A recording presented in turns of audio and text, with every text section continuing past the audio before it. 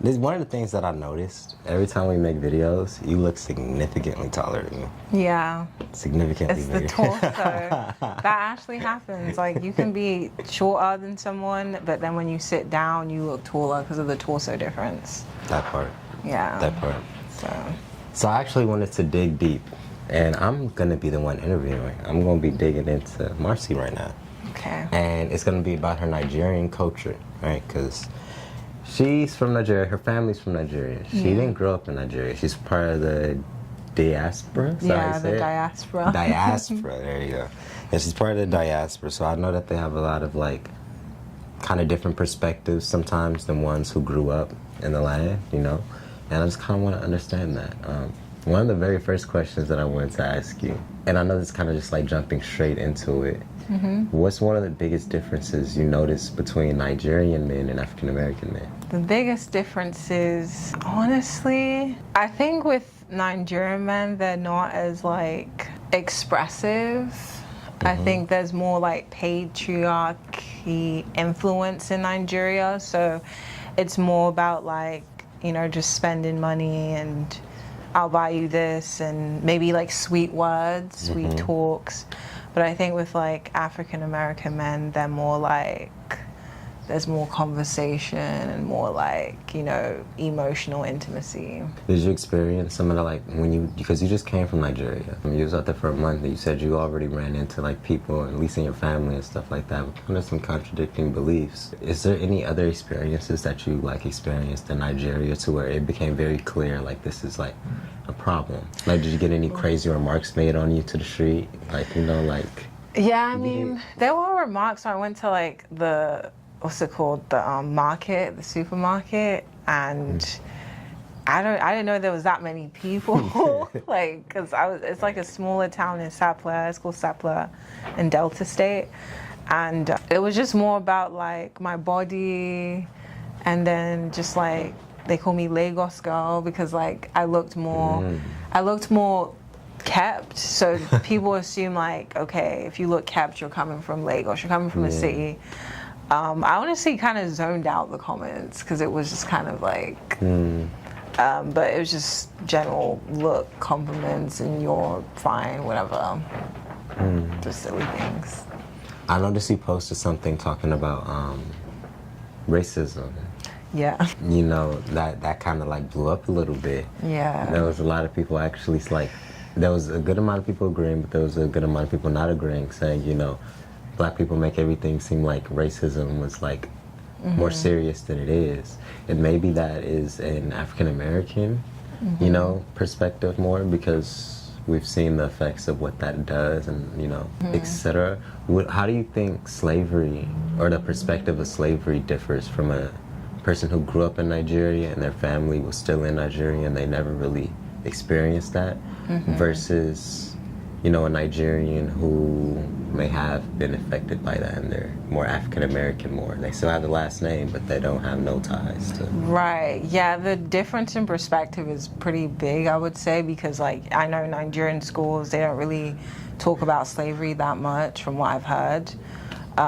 They don't really, I guess they see it as very distant because there's so much like structural issues that they don't really feel like it's something that they want to focus on because like they're kind of more in survival mode and more like, okay, we need this, we need like the fundamentals.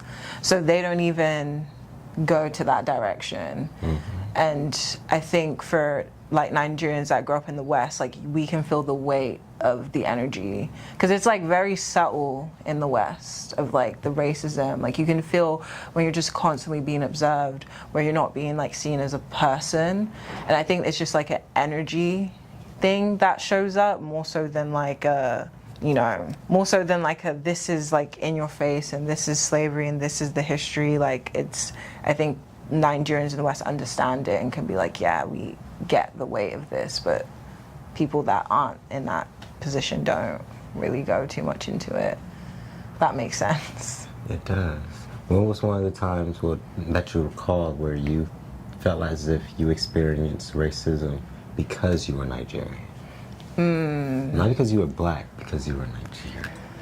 Honestly, I would say like it happened in Nigeria. Do you know what I'm saying? Like, it's unfortunate to say that, but like the treatment that I had seen when I was looking around, like in the airport, because the airport, I mean, there's a lot of chaos in the airport, unfortunately. But when people see like you look like them, they get very like comfortable.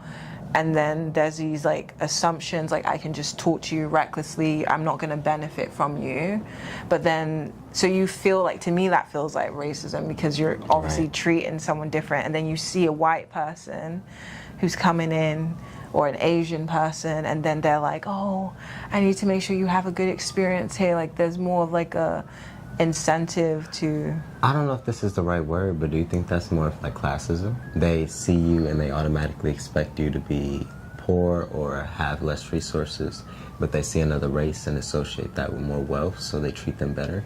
Yeah, I believe that's connected to it, because it's just an automatic standard in their head, like, oh, you're this color, you have all this background. But then like they'll kind of still treat westernized Nigerians kind of similar, but it's just the fact of like, oh, you're kind of one of us, even though you grew up there, so you're not. But at the same time, you can't be in a better position than them because of like all of those foundations they're coming from, if that makes sense.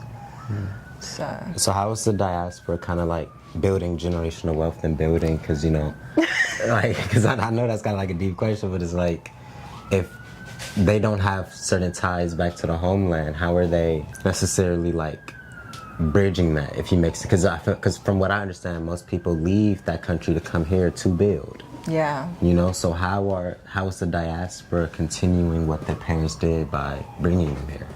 Right. It's not really happening. To be real, actually, there's a couple of things going on.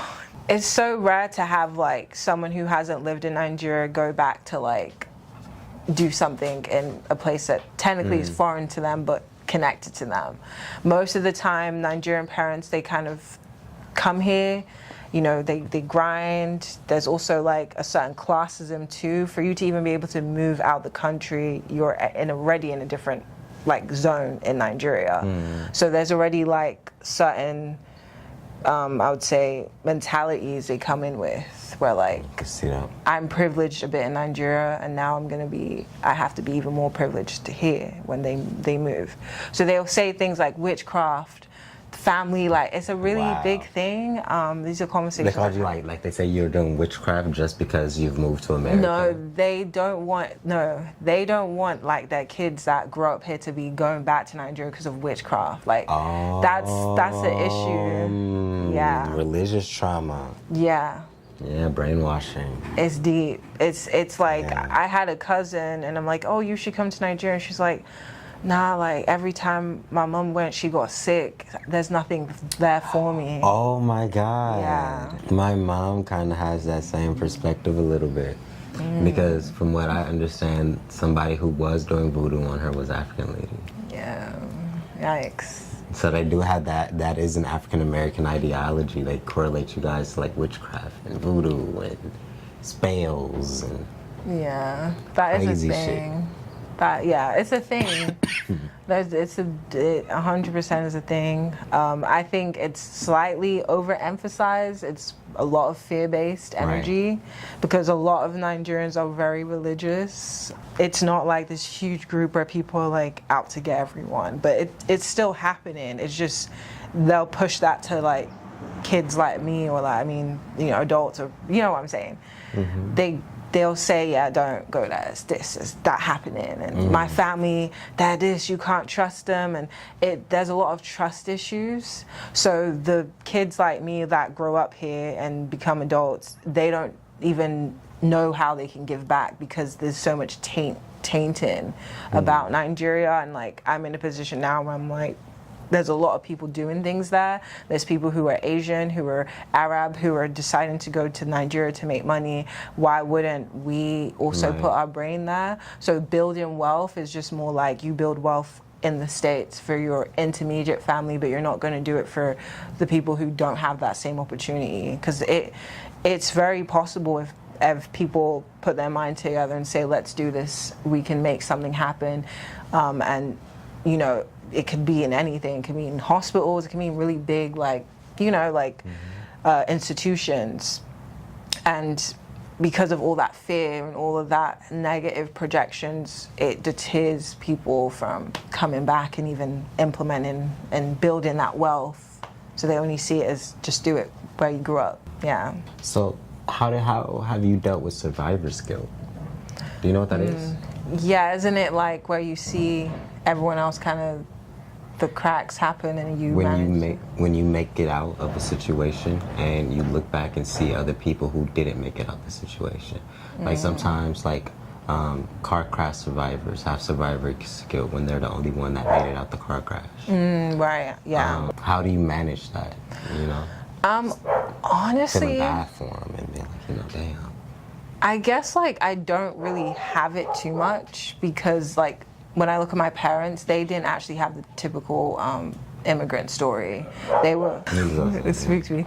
They were both born in England, so like they came with a bit of privilege, so they didn't have to go through that hustling, bustling of I need to get my papers.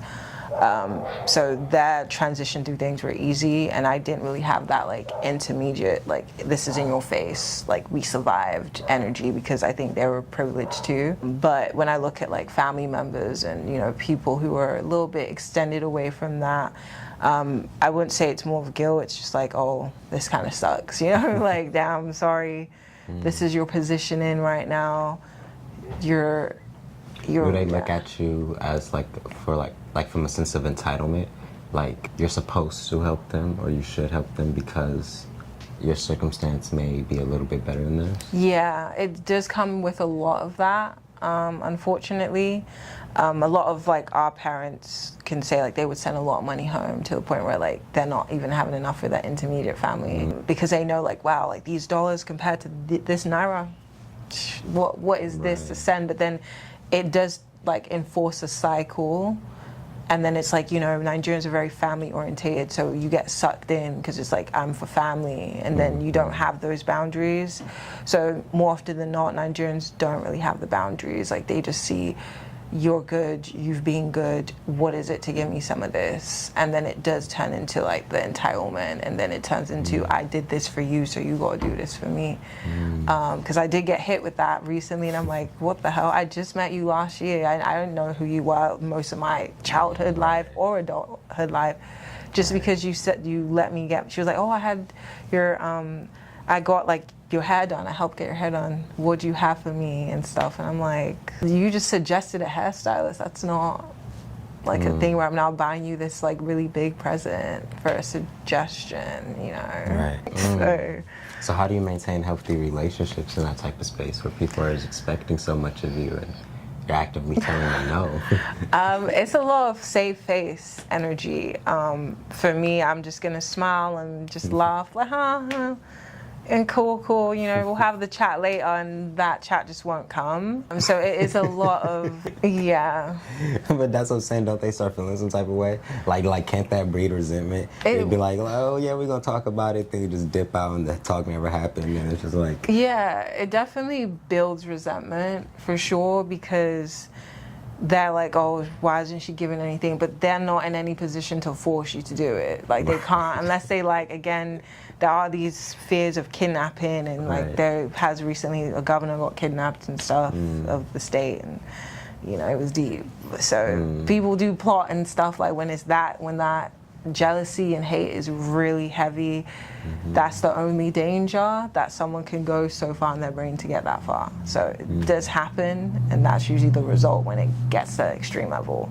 But more often than not, they know that they can't force it, so they're just going to be a little bit more subtle and, you know, try and pattern you a bit, like, oh, you're so this, you're so that, and you know, kind of. Has anybody ever tried to use religion against you as a way to like guilt trip you to do something that you want? Thankfully, no. Like, I don't come from a hyper religious background. I'm so thankful for that because Nigerians can be super like, but they will use that God bless you, you know, God said this, God had told me this.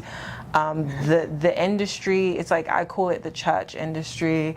It's huge over there. There's like billboards of like church services. Pastors everywhere, billboards of Black wood. We don't usually see that over here in America. Yeah. A pastor on a billboard. You know, like, get that nigga off that, man, bro. You know what I'm saying? Like, so that's crazy that it's like that out there. It is. I just realized how crazy it was. I just thought about, like, damn, that really was big billboards. That's what I'm saying. Like, they're treating them like stars, like celebrities. Yes. There's this whole prophet guy, I forgot his name, but there's like live streams. He's a whole streamer and shit. Like, I'm not joking. It's deep. He got like, I don't know how many followers he got, but he is deep. Them live streams, the people that follow him, like he does tours and shit, like it's serious. Like, he's set for life. Like, oh damn. Damn. So I think what are the last questions I have at least? What is one of the biggest adversities you've faced being a Nigerian diaspora? I would say, I mean, because I've lived in so many different places, it's kind of one of those things where I just get categorized in different ways. So I don't think I've had like so much tension. I think the tension comes when I go to Nigeria, and then it's like you're met with like expectations and standards, assumptions. It's like, yeah, you don't feel as like prosecuted for your skin, but then it's like, well, your background. So it's just kind of like, I feel like anywhere, it's like you come to the Western space, it's like, oh, I can see your skin, and then, okay, you're Nigerian, and then maybe they might hear some good things or hear some bad things, but you feel kind of like a bit othered, and then it's kind of like, it's weird. I don't know how to describe it. It's like, you can hear the biases in comments, especially by non-Black people, and they're like, you're Nigerian, okay, this is what you do in your culture, this is what you do that. I heard that you guys, all of you guys have degrees and all this shit, like, it's like, and it's, I guess, good press, but at the same time, it's like, you're othering me, and you're like separating me, and then I can tell you have certain mentalities that are a bit negative on the other side. Like, I know, like, people don't deep it, but like, Nigerians get used a lot as coons, like, from what I've seen, like, they get used a lot as like that's a Black person. I've noticed it, like, yeah. So even though I know that, even though I said that was going to be my last question, what's one thing you would change about Nigerian culture? The main thing you dislike? The main thing I dislike about Nigerian culture, I would say, honestly, I love Nigeria. I love my people. So that actually didn't come so easy to say, but I would say probably the begging culture and like the entitlement, like the energy of like, I need something from you and I'm entitled from it because you're like us and we help each other out, but it's like, I don't know who you are and you're being rude. Do you know what I'm saying? Like, that's an energy that I've seen a lot of, and I think that just is kind of like this forwardness that's a bit like lacking manners, because, you know, everyone's surviving and hustling. They're very like, we need to get things together, so they don't think of like, pause, you know, like this is a stranger at the end of the day, and just because we're Nigerian doesn't mean you can't come with like a bit of respect. So I think that's a thing that I would change, is the begging and entitlement culture. I saw a video of this dude going on a raft through Nigeria, and like it was like I guess in like one of the slums or something like that, and there was a kid on the side, and literally as he was going past, he didn't say hi or anything like that. He was like, money, money, money, give me money, money, money, money, give me money. Like, damn, you get what I'm saying? Like, I would feel bad having to ignore some shit like that. But like, everybody's gonna be doing it. You say, you got, from the videos I've seen at least, if you're really gonna be helping people, you gotta do it in private, because then everybody coming. Yes. Everybody coming. Yes, that's the unfortunate thing, because I did face that. A child did come up to me for money, and I was like, oh no, but then I felt bad, so I actually went back and gave him some, and I just kind of did it quickly, because he had like red eyes, and I'm like, you can tell he wasn't, and I just was like, this is sad. Exactly, like it hits extra empathy, I feel like, where it's like, you'll damn near go broke just off of seeing that much sadness. You're That's like, the bro, thing, I don't, too. like, I can't help but, like, I feel like I should. Yeah, and you can spend a lot of money there too, because it's like you're like comparing it to dollars, and then so many people asking you like, what is a $20? What's a 50? But then you can do it to like 20 people. Do you know what I'm saying? And then you can see like down there, not in the best circumstance. And it's like, what is it to give? But then you're like, fuck, you still gotta work for it. You still gotta work for it when you're here. So it's like, ugh. So no, I actually want to flip it real quick. What's the best thing about Nigerian culture? Best thing, I would say like pretty much the vibe of the environment of like you come into Nigeria and you don't feel so surveillanced. You don't feel like there's something on you, on the back, something's coming, a parking ticket, a noise complaint. Bro, parking tickets be stupid. Yeah. Los Angeles, nigga, they get you for any and everything, bro. Right. You could be parking on your block in front of where you stay. If you don't have a certain little placard, nigga, they're gonna give you a ticket. You could stay there.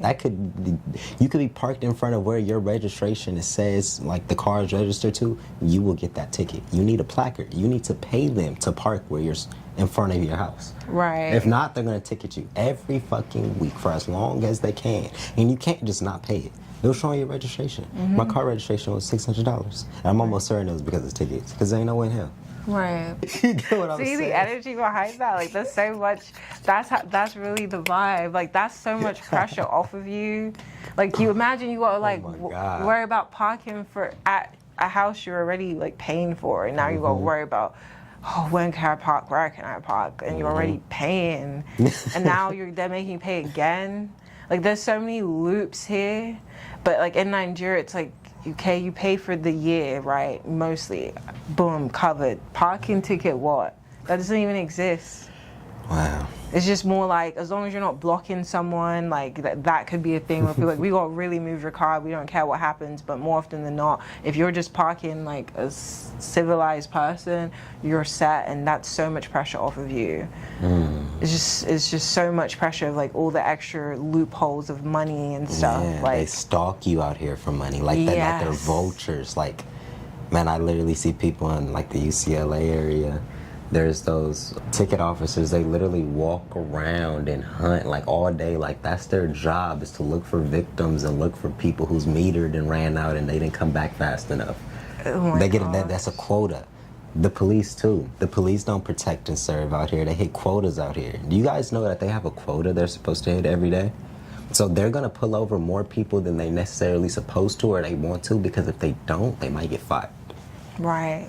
Let that say. You get what I'm saying? It's like it's a game out here, bro. Right, it's rough. Like that's the one of the biggest things. Is just, all of that is off your back when you go, and then you can just drive be out anytime you want. More often than not, there isn't this. What are you doing here? It's just like, okay, you're out. Cool. Maybe they'll say be careful if like for a woman and stuff. Like, and it's really late, and like the worry about kidnappers or whatever, which isn't like as common as it's being pushed, but more often than not, it's just you're free to just exist in whatever way you want. It just doesn't obviously have the backing and the structure, but you can just do whatever. As long as you got the funds, it's up to you. So that's the positive thing, is the freedom energy behind it. I fuck with that. It's a big thing. And you like and also like that family sort of culture where like if you have kids and stuff, like people aren't going to be quick to be like, oh my god, we need to take your kids away from you. Like that is the energy that's tight here, and I mean it's good at the same time, but there is a lot more like separation, like like they say it takes a village. That's kind of also the energy I've seen Nigerians being with children for the most part. Even though there are still children begging and suffering, there's always still Nigerian that will help a child. But it's one of those things where there's not as much like, this is my family, that's your family. It's more like, okay. It's a community. Yeah. Which is beautiful, because we lack that here, I mean, like that now, back in the day, my grandpa's time, there wasn't no black homeless people. If you were homeless on the street, somebody was going to be like, yo, do you need somewhere to stay? We got a couch, we got a garage, we got an attic, we got a car. we got something. You're not just gonna be outside. But, you know, that got broke down over time strategically. Literally, that's a story for a whole nother day.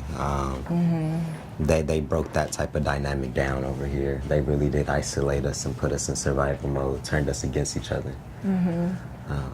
That's unfortunate, but yeah. Yeah. Is there any last things that you want to say, you know, about your culture? Just anything regarding anything, you know? Yeah, I mean, you know, with everything going on, I think it's good to be like connected to your culture, be connected to your roots. And I think there's a lot of diaspora chat, like stuff in South Africa, like separations, and I'm just like, you know, we can have our differences on like, you know, this is my ethnicity, but at the end of the day, like, we're all kind of dealing with the same energy, you know. We're trying to get our economics better, our collective economics better.